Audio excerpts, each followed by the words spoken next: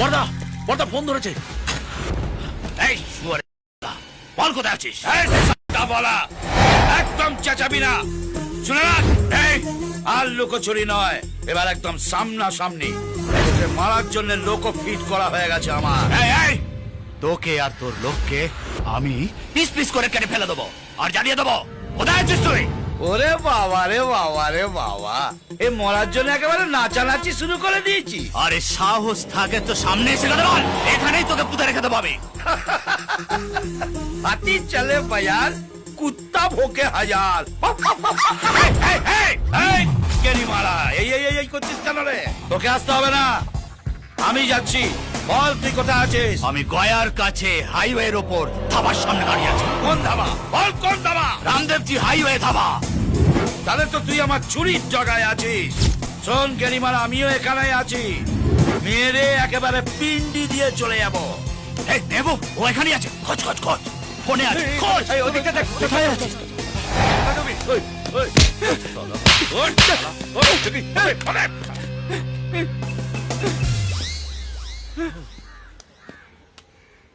চল, আমি ধাবার পেছন দিকে আছি।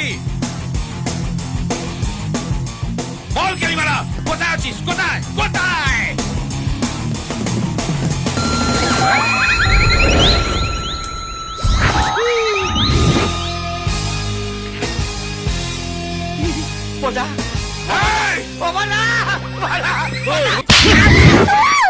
তোর মজা আজকে গোষ্ঠীর ষষ্ঠী পুজো করে দেবো। বাবু তোমাকে খুশি করার জন্য ওই কথাগুলো বলছে বাবু। আমাকে খুশি করার জন্য মালপোর কি দরকার বাবু?